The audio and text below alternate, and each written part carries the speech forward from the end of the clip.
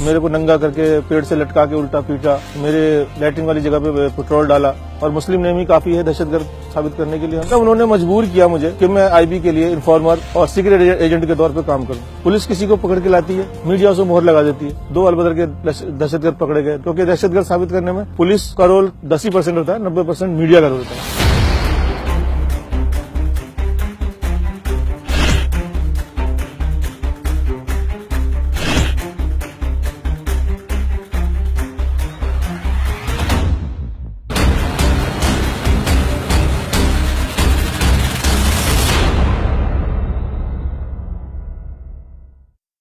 1991 में मेरे भाई के हाथों से एक झगड़ा हो गया, उसमें एक आदमी का मर्डर हो गया, उनके दोस्त का।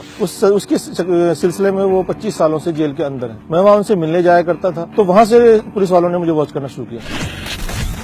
किडनैप करके मुझे ले गए मोरिस नगर क्राइम ब्रांच में।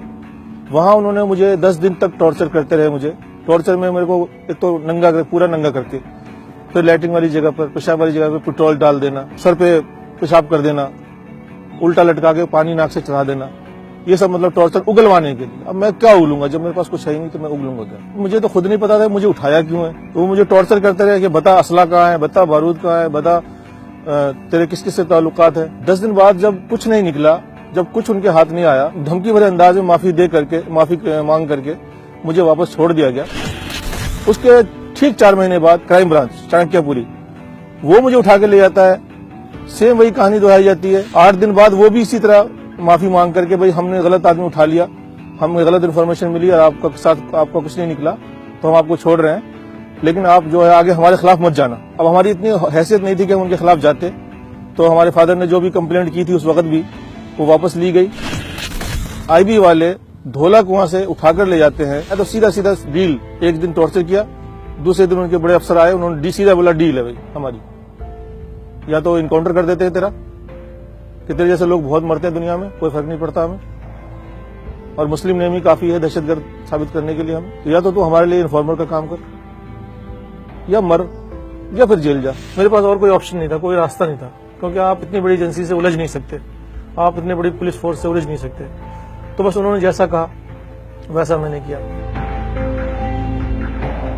फिर 2001 से कहानी शुरू होती है। मैं वहां से उनके लिए काम करता रहा, जासूसी करता रहा। वो मुझे काम बताते थे, किसके पीछे लगना है, कहाँ जाना है, किसका पीछा करना है, किस इलाके में रहना है आपने जाकर, किस पर वॉच रखनी है।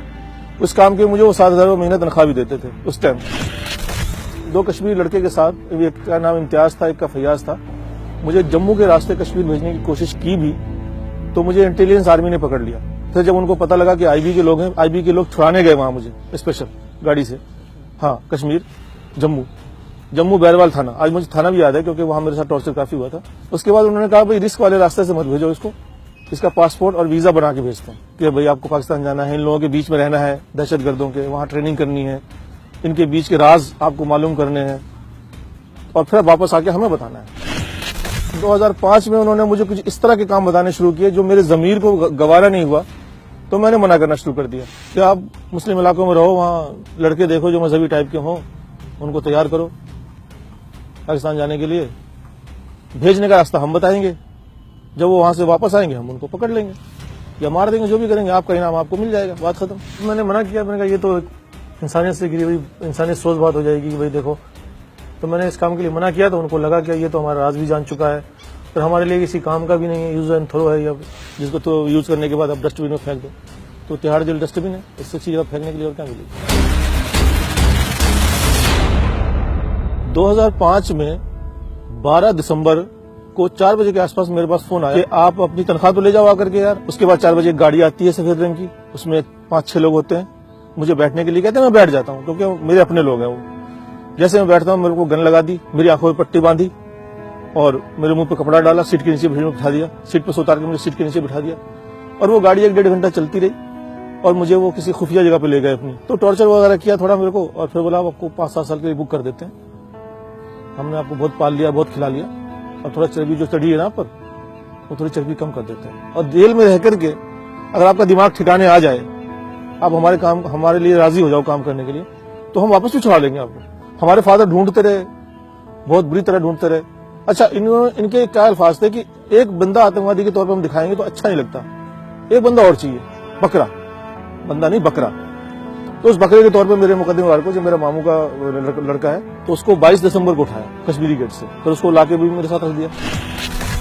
9 फरवरी को स्पेशल सेल के लोग आते हैं, आईबी वाले उनके हैंडओवर करते हैं हमें, वो हमें बाईपास ले जाते हैं, आंखों में पट्टी बांध के, वहां हमारी पट्टी खोलते हैं, वहां पर लीगल अरेस्टिंग हमारी दिखाते हैं, और असला बारूद और बैग जो हम तो घर से खाली हाथ गए थे, ये पता नहीं बैग कहां से आ गया, सामान ये कहां से आ गया, ये तो पुलिस ज्यादा बेहतर जवाब दे सकती है इसका। बस वहां पर शोर मचा दिया, क्या अलबदर के 2 खूंखार आतंकवादी पकड़ लिए, अलबदर के 2 खूंखार आतंकवादी पकड़ लिए, भीड़ इकट्ठी कर ली, और जो भी कार्रवाई, जो लीगल कार्रवाई होती है 2 महीने बाद, गैर कानूनी हिरासत में रखने के बाद जो लीगल कार्रवाई उन्होंने 2 महीने बाद की। हमारा दिमाग तो सुन हो रखा था कि हमारे साथ ये हो क्या रहा है। जो बैग उन 2 लड़कों के साथ पकड़े गए थे वो हमारे सामने खोल दिया, मीडिया के सामने शोर कर दिया, आतंकवादी आतंकवादी, पूरी दुनिया में बदनाम कर दिया। घर में कमाने वाला मैं 10 लोगों का परिवार में अकेला था, वो बर्बाद हो गए सारे, भूखे मरे। फिर मेरी वाइफ ने लोगों के घरों में जाके काम किया, बर्तन मांजे, क्या क्या किया उसने, कैसे कैसे जिंदगी गुजारी वो मैं 5 साल नहीं बता सकता। कि उसने 2-2 दिन भूखी रहे बच्चों के स्कूल नहीं गए वो 5-4 साल। मीडिया को बहुत बड़ा जिम्मेदार मानता हूँ। पुलिस किसी को पकड़ के लाती है, मीडिया उसे मोहर लगा देती है। अरे अभी कोर्ट ने प्रूफ नहीं किया, कोर्ट पे इल्जाम साबित नहीं हुआ, कोर्ट ने अभी बात गई नहीं, और आपने पहले ही साबित कर दिया, मोहर लगा दी। अब मुसलमान है तो हर कोई मान भी लेता है, मुसलमान है दहशतगर्द होंगे। उसके बाद हम लोगों को जेल भेज दिया गया। पुलिस वालों को पता था इनकी हैसियत नहीं वकील करने की, उन्हें पता था सरकारी वकील ले लेंगे और चुपचाप सजा खा करके 5-7 साल 10 साल जो भी होगी चुपचाप अपने घर बैठेंगे। लेकिन इस बीच में इंसानी हमदर्दी के नाते एक सुफियान साहब एडवोकेट हैं, उनको जब पता लगा मेरे मामले का, और जो मेरा मुकदमेवार था, मेरे साथ मेरा भाई था, वो थोड़ा अच्छी फैमिली से बिलोंग करता है, तो उनके भाइयों ने बहुत मेहनत की, उनके भाइयों ने वकील खड़े किए, उन्होंने हाई कोर्ट में एप्लीकेशन लगाई इस बात के लिए कि इस केस की दोबारा जांच की जाए कि ये झूठा केस है, सीबीआई के हैंडओवर किया जाए। और उस वक्त के जो जज साहब थे उन्होंने माना, सबूत देखते हुए, कि ये पहली नजर में लगता है कि ये झूठा केस है।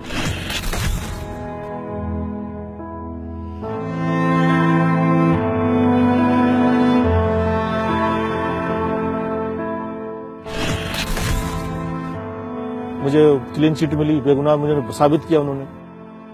मैं बस एक शेर पे अपनी बात, शायद मैं पूरी बात कह पाऊं, कि उसी का शहर, वही मुद्दई, वही मुंसिफ, मुझे यकीन था मेरा कसूर निकलेगा, जो खो गया है उसे ढूंढना तू ए नासिर, यहाँ जो डूबा है जाकर के दूर निकलेगा। मैं कहता हूँ इंसाफ मिला, लेकिन मुझे ये 25% मिला, 100% इंसाफ मैं इसको नहीं कहूँगा। क्योंकि 100% इंसाफ जब होता जब उन पुलिस वालों के खिलाफ कार्रवाई होती, किसी की पूरी फैमिली, पूरी जिंदगी तबाह कर देते हैं और आप अपने ऑफिस में आराम से बैठते हैं, ये इंसाफ नहीं है।